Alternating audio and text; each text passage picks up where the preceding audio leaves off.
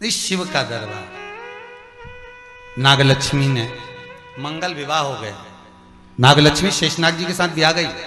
एक दिन शेषनाग जी नागलक्ष्मी के साथ में भ्रमण कर रहे थे, दोनों घूम रहे थे। लक्ष्मी जी ने देख लिया। लक्ष्मी जी ने नागलक्ष्मी को देखा तो नागलक्ष्मी ने पूछा कि ये कौन है तुम्हारे साथ में? मेरे पति है शेषनाग। ओह ठीक। नाग नागिन का जोड़ा ही ऐसा होता है, पति जाए तो पत्नी बदला लेती है, पत्नी जाए तो पति बदला लेता है। इसलिए हिंदू धर्म की रीति है, गाड़ी के नीचे हाथ में किसी भी रूप में अगर आपसे सर्प मरा है, सर्प की हत्या हुई है, या आपने किसी के द्वारा सर्प पकड़ाकर छुड़वा भी दिया है, तो निवेदन रहता है चांदी का एक नाग नागिन छोटा सा बनाकर, छोटा सा उसको शक्कर के कलश में रखकर बांधकर शिव मंदिर में रखकर आ जाइए। उसको दे दो शिव बाबा को कि अब हमारी तरफ से हमने हाजिरी लगा दी, हमसे दुख, हमसे गलती हुई, हम क्षमा चाहते हैं। गलती मनुष्य से होती है, मानव से होती है, हो गई गलती, अब आपको साधन।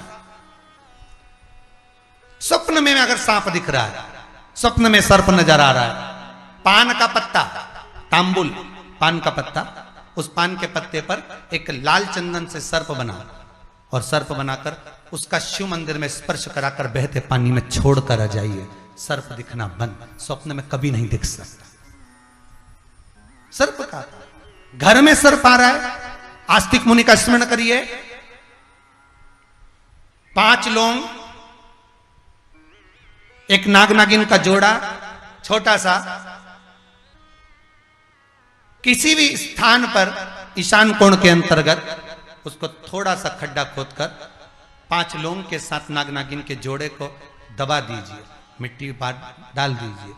घर में जब नाग नागिन का जोड़ा आप दबाएं तब आस्तिक मुनि का नाम लेकर दबाएं, मां मनसा का नाम लेकर दबाएं, जो नागों की बहन है, उस मनसा देवी का स्मरण कर कर उसको डाल दी। आज भी हमारे यहाँ हिंदू धर्म नीति है, जब पहला कालम नए मकान का, पहला कालम जब भराता है, उसमें तांबे के कलश में नाग नागिन रखकर, कमलगट्टा रखकर, अमरबेल रखकर, थोड़ी सी सरसों रखकर उसका पूजन कर कर, पहले कालम के अंदर जो पहला कालम भराएगा, गड्ढे का पहला जो सरिया रखाता है, कालम भराता है, वास्तु पूजन के हिसाब से उसमें रखा जाता है। और वो तो वो उसके रखने के बाद भी जब मकान का मुहूर्त होता है तो वास्तु पूजन में नाग नागिन का जोड़ा रखाता है, वो भी उस मकान में कहीं ईशान के अंतर्गत उसको दबाया जाता है। उसको भी इसलिए कह देते हैं यहाँ पत्थर मत लगाना, यहाँ टाइल्स मत लगाना। पंडित जी से पूछोगे तो ब्राह्मण बता देगा इस जगह पर टाइल्स ना लगाइए, इस जगह पर पत्थर ना लगाइए, यहाँ पर वो गोला रखा जाएगा, यहाँ पर वो नाग नागिन का जोड़ा रखाएगा वास्तु पूजन के बाद। 4 लोहे की कील, नागफणी कील, वास्तु पूजन में चारों मकान में चारों तरफ लगाई जाती है। क्यों लगाते हैं? कि कोई दोष हुआ हो, कोई जीव यहां रहता हो, सर्प का निवास हो, अगर मकान बनाने में टूट गया हो, किसी का मन दुखा हो, तो वो मन ना दुखे।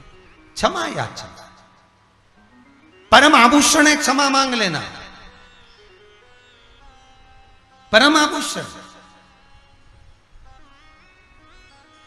गलती करो तो क्षमा मांगने में देरी ना करो। हो गई गलती, हो क्षमा है, हम क्षमा मांगो। हे शंकर, हे शंभु, हे त्रिकालदर्शी, हे कैलाशी, हे अविनाशी, क्षमा कर दो, गलती हो गई। तेरा ही दिया मैंने खाया पिया है, तेरा शुक्रिया, तेरा शुक्रिया। मुझे भोले बाबा ने बहुत दे दिया है, तेरा शुक्रिया, तेरा शुक्रिया। ये तेरी कृपा है, ये तेरी उदारता है, तेरे बल पर मिला है जो मिला। बड़ी कृपा है। बस भाव वही, मेरे भोले तेरा सहारा है, मेरी नैया का तो किनारा है।